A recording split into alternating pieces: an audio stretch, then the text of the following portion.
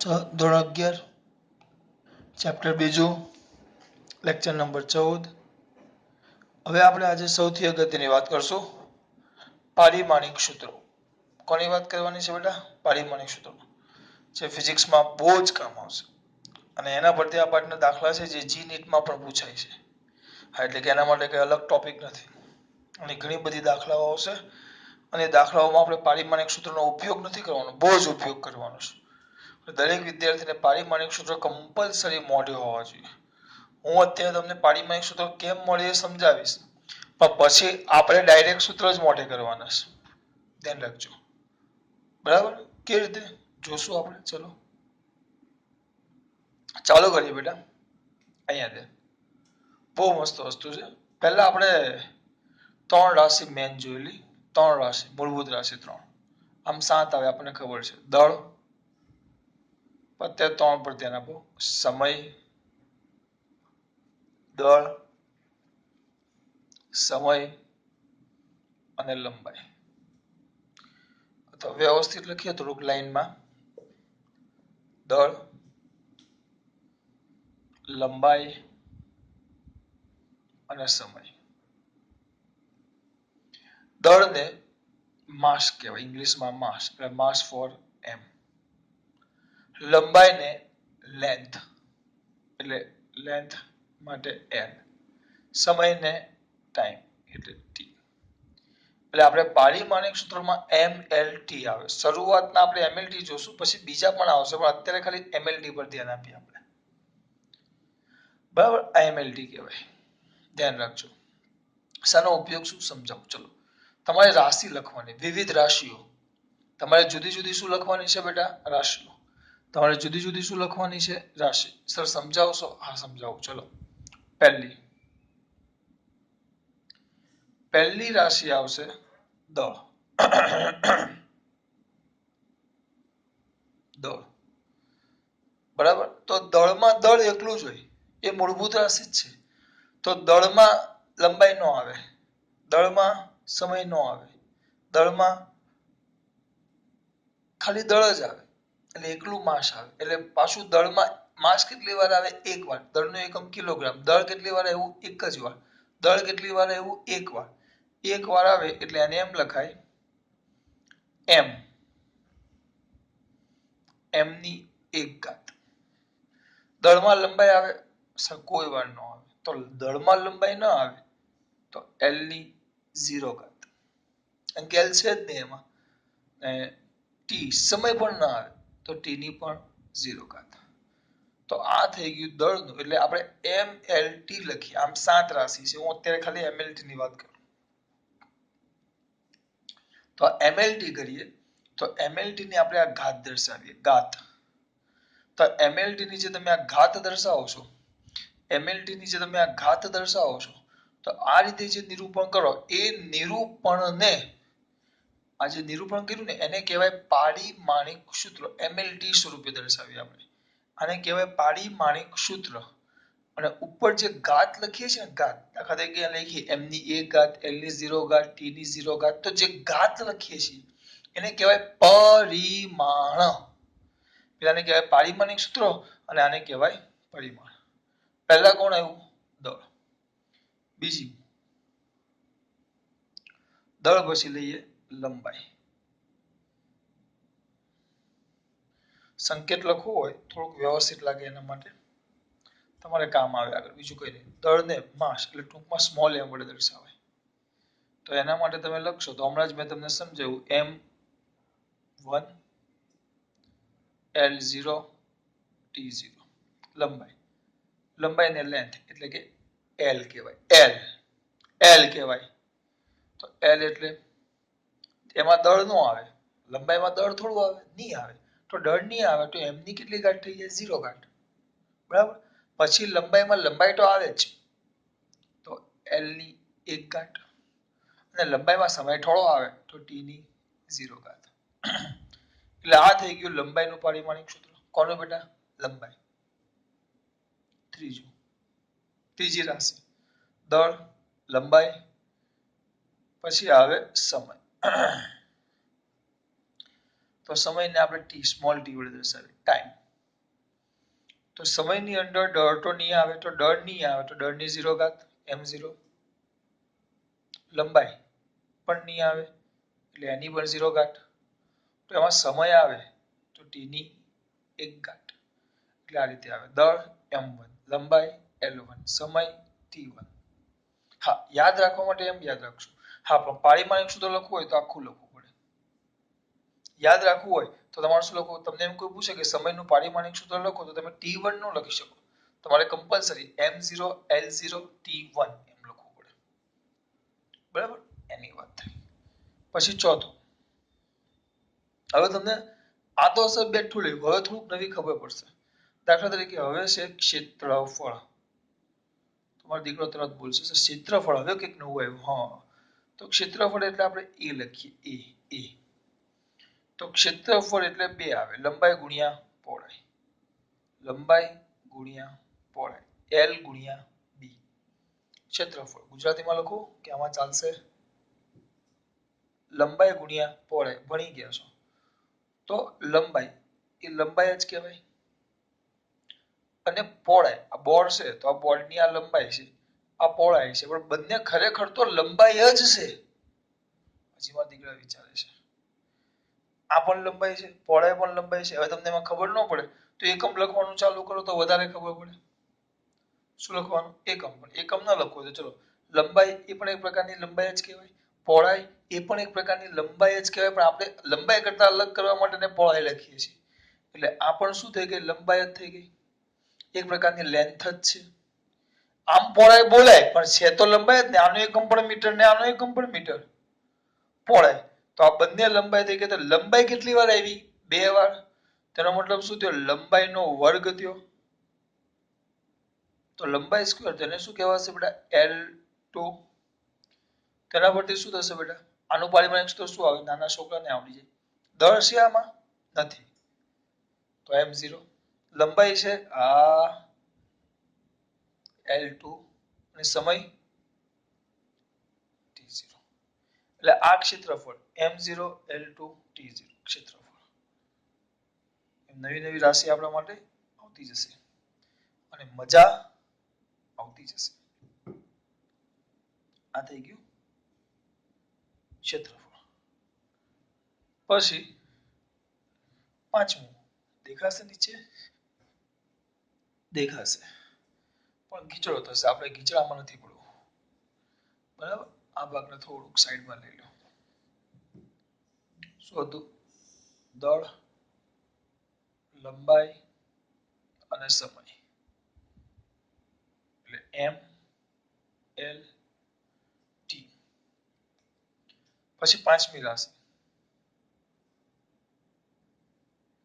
ક્ષેત્રફળ. પછી મજા આવે એવું કદ. શું બેટા? કદ. કદ એટલે v, જેને વોલ્યુમ કહેવાય, v. તો કદ એટલે ભણી ગયા તમે, લંબાઈ ગુણ્યા પહોળાઈ ગુણ્યા ઊંચાઈ. લંબાઈ ગુણ્યા પહોળાઈ ગુણ્યા ઊંચાઈ. તો લંબાઈ એ તો લંબાઈ જ છે. ટૂંકમાં લખીશ કારણ કે ભાઈ લંબાઈ લખાય તો બોર્ડ એમ ભરાઈ જશે. લંબાઈ.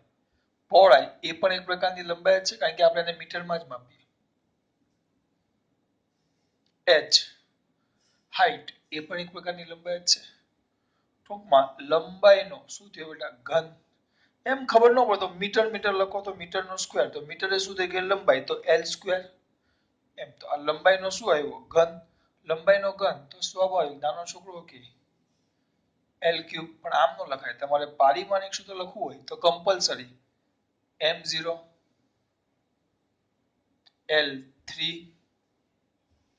અને t0 આવ્યું કદ. પછી છઠ્ઠું લંબાઈ, સમય, આ તો mlt આવી ગયું. પછી ક્ષેત્રફળ, કદ.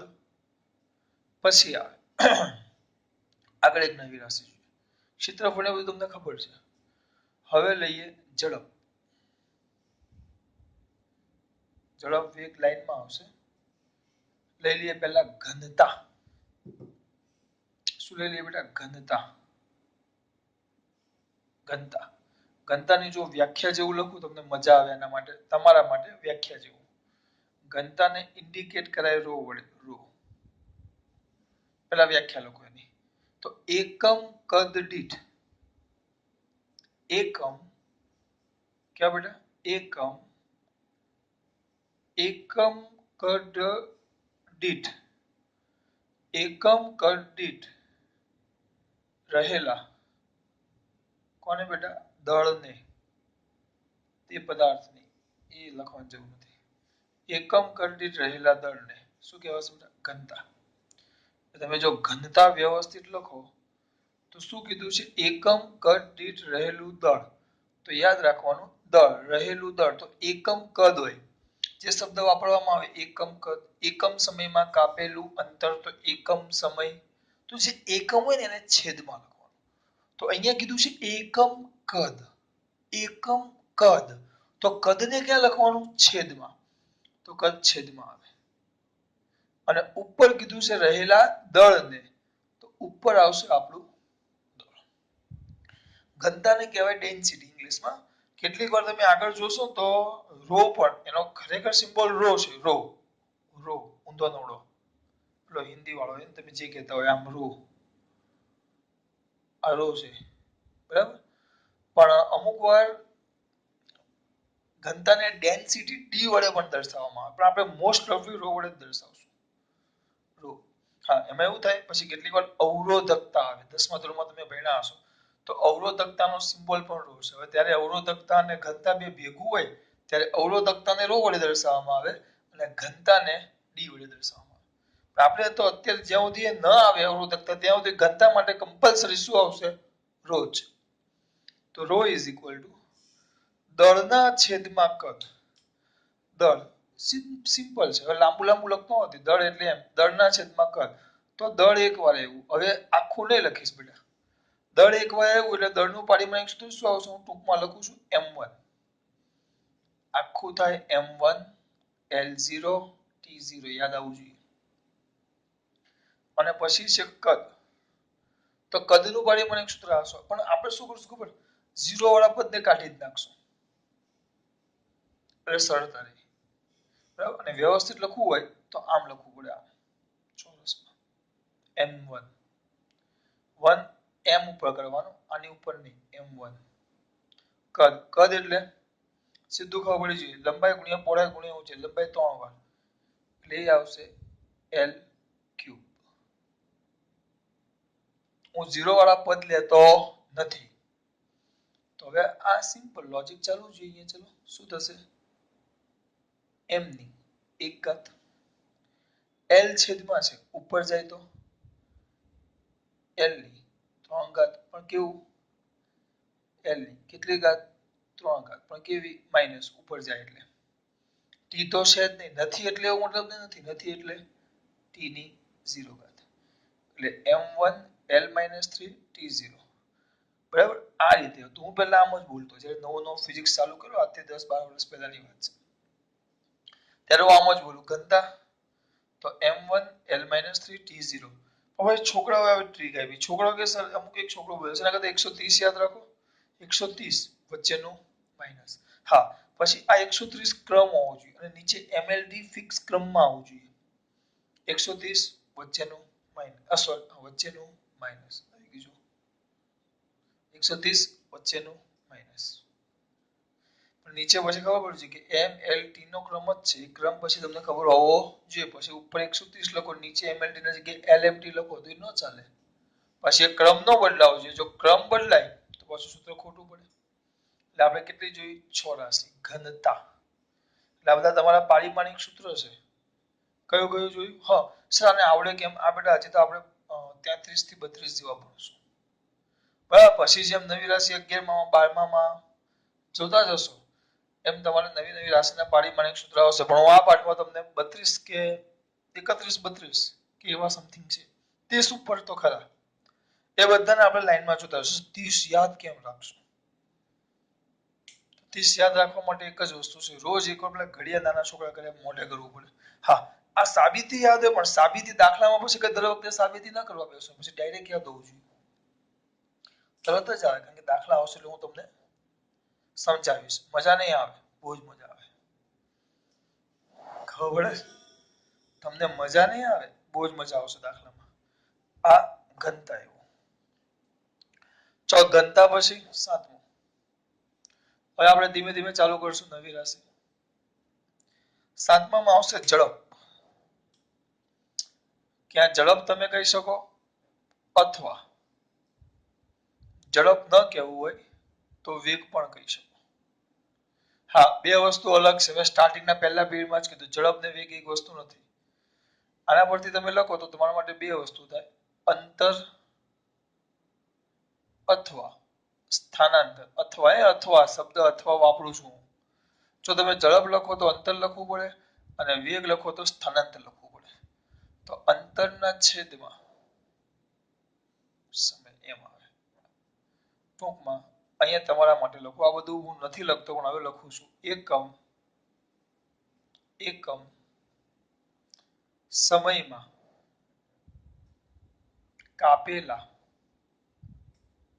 કાપેલા અંતરને શું કહેવાશે? ઝડપ કહેવાય. એ ઝડપ કહેવાય લખી નાખવાનું. બરાબર, લખી નાખો. આળસ એટલી બધી નહીં હારી. શું કહેવાય? ઝડપ. અને એકમ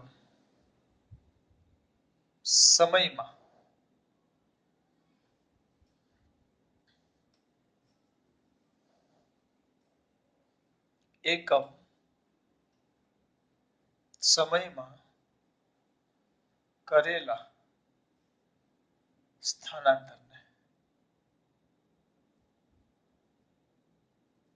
વેગ કહેવાય. આ યાદ રાખજો.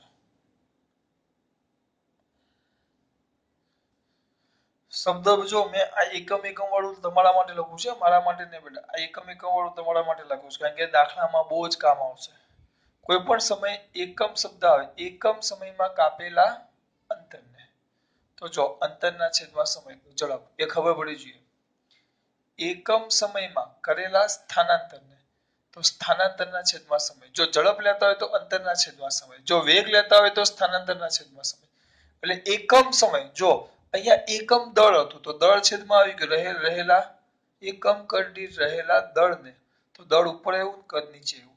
એકમ સમયમાં કરેલા કાપેલા અંતરને તો અંતર ઉપર એવું સમય નીચે એવું. એકમ સમયમાં કરેલા સ્થાનાંતરને તો સ્થાનાંતર ઉપર એવું સમય નીચે એવું. આ યાદ રાખજો, હું દાખલામાં કરાવીશ. પછી મારા હામ મોટો ફાડીને જોયા નહીં કરતા, ત્યારે આ બહુ કામ આવશે. આ એક વસ્તુ બધું એટલે કેવું છું. ચલો હવે અંતર અથવા એટલે તમે અહીંયા ઝડપ લઈ લો. જોજો ઝડપ કે વેગ લઈ લો. તો તમે ઝડપ લેવો કે વેગ લેવો, પહેલા અંતરને સ્થાનાંતર. તો અંતરને સ્થાનાંતર બંને મીટરમાં જ મપાય, મીટરમાં. એટલે એ લંબાઈ થઈ ગઈ આપણા માટે. અંતરને સ્થાનાંતર ખબર તો છે ને મારા દીકરાઓને, આગળ કરાવેલું. દાખલા તરીકે આ એક ગોળ બગીચો છે, ગોળ ધોળકિયા ગાર્ડન આપણું અહીંયા બધાએ જોયું હશે. જે ચાલવાનો ગોળ રેમ્પ છે, ચાલવાનો. બરાબર, તમે અહીંયાથી ચાલુ કરો, ફરીને પાછા આવો. બરાબર, ફરીને અથવા ચલો અહીંયાથી ચાલુ કરો છો એ સેક્શનથી, ફરીને પાછા અહીંયા બી સેક્શન સુધી આવો છો. અહીંયાથી શરૂ કરીને છેલ્લે ક્યાં આવીને ઉભા રહ્યો છો? બી સુધી. એ થી શરૂ કરીને છેલ્લે ક્યાં આવીને ઉભા રહ્યો છો? બી સુધી. ધ્યાન રાખજો. એ થી શરૂ કરીને ક્યાં સુધી આવો છો બેટા? બી સુધી. તો હવે થયું કેવું?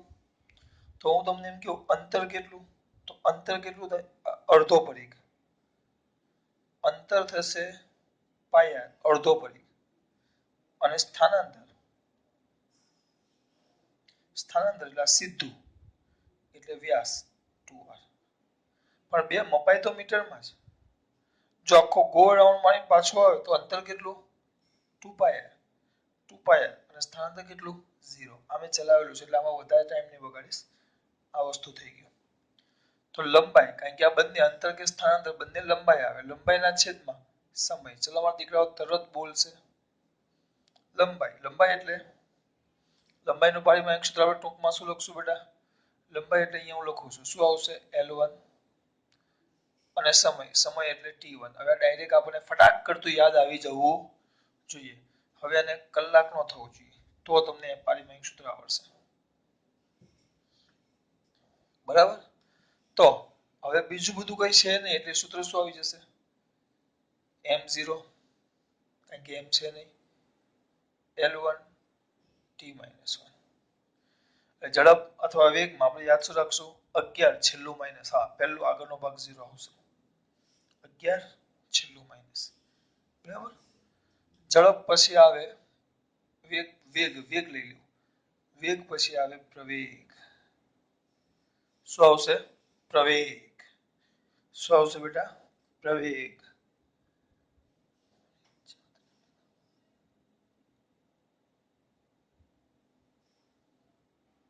પછી આવશે પ્રવેગ તો પ્રવેગ કોને કહેવાય પ્રવેગ તો પ્રવેગ એટલે શું પ્રવેગ એટલે એકમ સમયમાં વેગમાં થતા ફેરફારને પ્રવેગ કહેવાય કયા સમયમાં શું બોલે બેટા એને એકમ સમયમાં વેગમાં એટલે પદાર્થને પાછું પદાર્થના એકમ સમયમાં વેગમાં થતા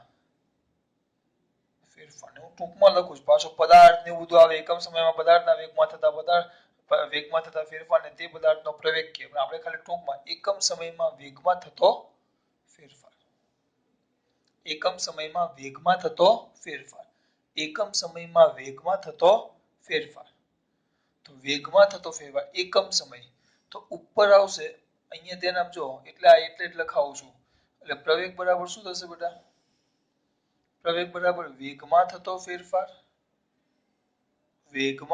ફેરફાર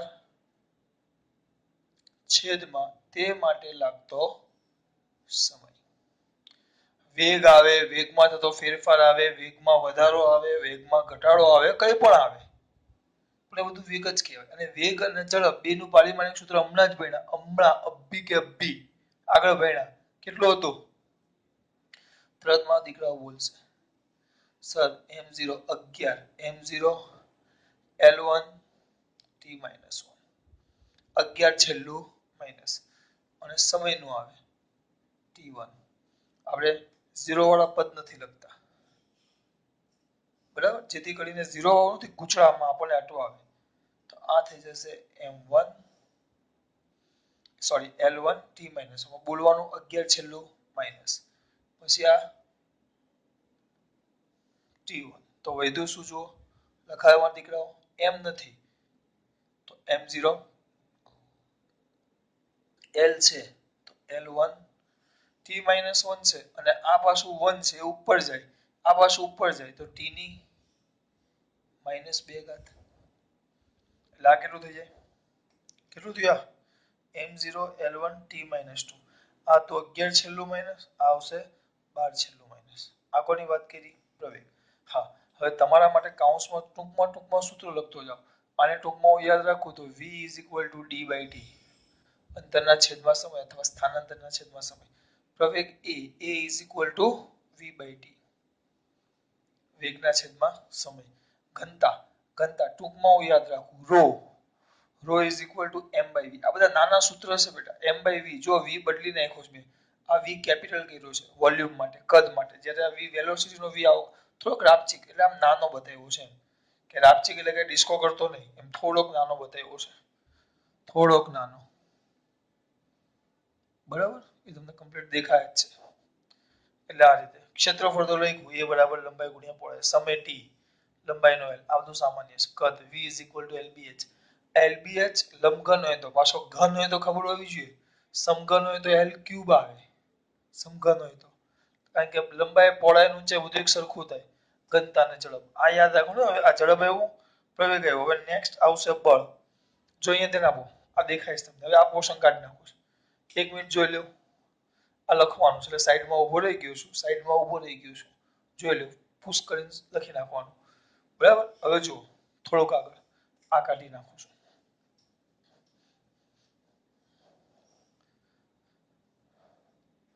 હવે નવમો લઈએ આપણે નવમી રાશિ 10 જોઈએ આજે પ્રવેગ પછી આવે બળ આવે એટલે એક જ વ્યક્તિ યાદ આવવો જોઈએ ન્યૂટનના ગતિના 3 નિયમો 9મા ધોરણમાં તમે ભણી ગયા છો પહેલો બીજો ત્રીજો નિયમ. એક નિયમ આવડે કે ન આવડે પણ ત્રીજો નિયમ તો આવડે. કયો? આઘાત એટલો પ્રત્યાઘાત સમાન મૂલ્યના પરસ્પર વિરુદ્ધ દિશામાં હોય. એનું કામ નથી. આપણે બીજો નિયમ હતો બળ. બળનું સૂત્ર હતું F બરાબર ma. હું એ રીતે જ યાદ રાખું. ફાધર બરાબર માં. F એટલે F ફોર ફાધર અને ma બરાબર માં. પપ્પા અને મમ્મી બે એક સરખા જ છે. અમુકને મમ્મી બહુ વધારે ગમે ને પપ્પા ઓછા ગમે. પપ્પા એ બેટા મહેનત તો કરે જ છે. અહીંયા બે સરખા જ છે. ફાધર બરાબર માં. તો બળની વાત કરીએ તો આ m છે. m એટલે દળ અને એ પ્રવેગ છે. હવે આ યાદ હોવું જોઈએ દળ ને પ્રવેગ જે આપણે આગળ વાત કરી. આ ભૂલાય તો નો મજા આવે. ચલો એકદમ ઝડપથી દળ. બળમાં દીકરાઓ દળ. તો દળનું પારિમાણિક સૂત્ર શું આવે? આપણે ભણી ગયા એનું m1 જ આવે. બરાબર? પ્રવેગનું આપણે ખરેખર આવે કેવું આવે? 12 છેલ્લું માઇનસ એટલે L1. હું 0 વાળો ભાગ લખતો નથી. હા, હવે આમાં કેવું હોય? અમુક સ્કૂલમાં શિક્ષકો હોય ને તો કમ્પલસરી 0 વાળો ભાગ પણ લખાવે. આમ અને પછી 0 વાળો ભાગ લખવાનું કે હવે એ તમારી સ્કૂલમાં પૂછી લેવાનું. હું નથી લખાવતો કારણ કે 0 વાળો લખાવીશ ને તમે અટવાઈ જશો. અટવાવ કાંઈ નહીં, કામ વધે. હું કામ નાનું કરું છું. અને પેલું ટાઈમ ને બધું ગણતરીમાં લોચો પડે. 0 વગરના ભાગ જ લખવાના આપણે. આને કાઢી નાખીએ. હા, નગર અમુક જો દાખલા તરીકે આ ઘનતાઓ લખ્યું આપણે તો અમુક શિક્ષકો શું કરે? ઘનતા આ એમ લખ્યું તો એમ નો લખે. દળના છેદમાં કદ છે ને તો અહીંયા લખે m1 L0 T0.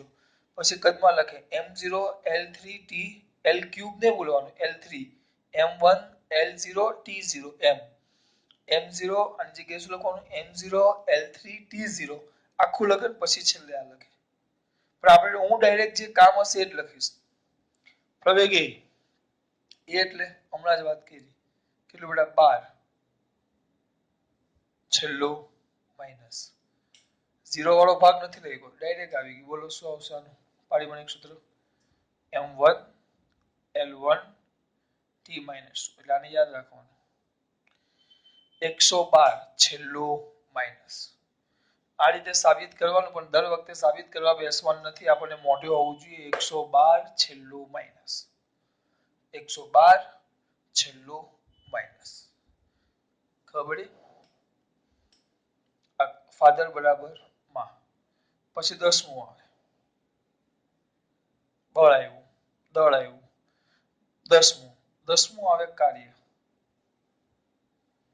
તો સૂત્ર જ યાદ રાખવાના. પછી ઉપર લખીએ W. બે રીતે યાદ રખાય.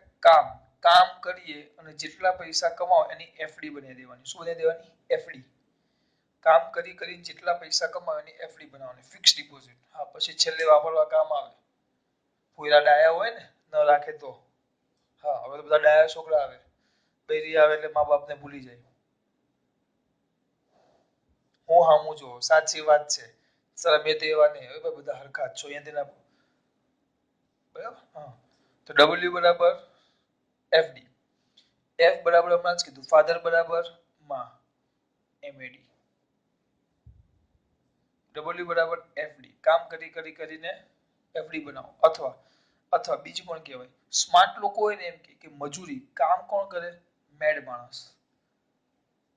એટલે પાછા અમુક એમ કીધું અમે તો મેડ નથી, અમે તો હોશિયાર છીએ, અમે કામ નહીં કરશું. એવું નહીં, ખાલી યાદ રાખો કામ કોણ કરે? ગાંડો માણસ. આ બેમાંથી ગમે તે લખો તમે. બેમાંથી કોઈ પણ રીતે તમે સાબિત કરી શકો. બધું એક જ છે. એટલે કાર્ય બરાબર શું થયું બેટા? કાર્ય W એટલે શું આવ્યું બેટા? બળ. આપણે શું લખ્યું? W is equal to આપણે શું લખ્યું બેટા? FD. તો કાર્ય બરાબર બળ ગુણ્યા સ્થાનાંતર. બળ ગુણ્યા સ્થાનાંતર. તો બળ હમણાં ચલે ઉપર લખો કેટલું આવશે? m1 L1 12 બરાબર કેવું? 112 છેલ્લું માઇનસ. તો જ યાદ રહી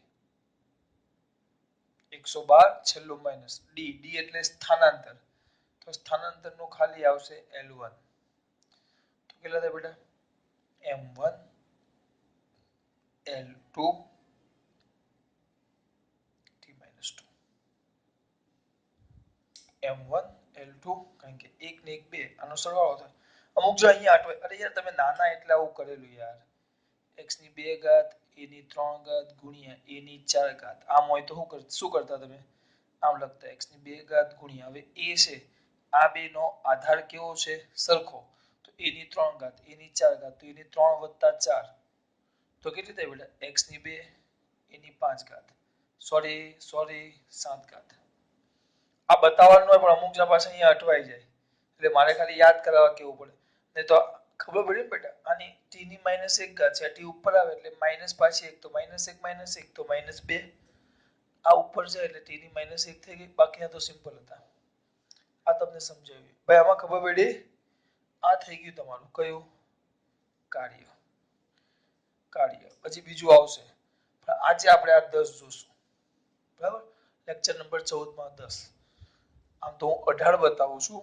પણ 18 એટલે પાછો લેક્ચર મોટો થઈ જશે એમાં થોડુંક ધ્યાન રાખીએ હવે અત્યારે જે ચલાવું ને બહુ અગત્યનું છે આ 10 કર્યા ને એનો વાંધો નહીં હવે 10 ને યાદ કેમ રાખવાનું જો લાઈનમાં લખી નાખવાનું પહેલા લાઈનમાં કયું હતું પહેલા લંબાઈ દળ સમય લંબાઈ દળ સમય પછી ક્ષેત્રફળ પછી કદ પછી લંબાઈ દળ સમય ક્ષેત્રફળ કદ ઘનતા કેટલી થઈ 3 ને 3 6 પછી વેગ અથવા ઝડપ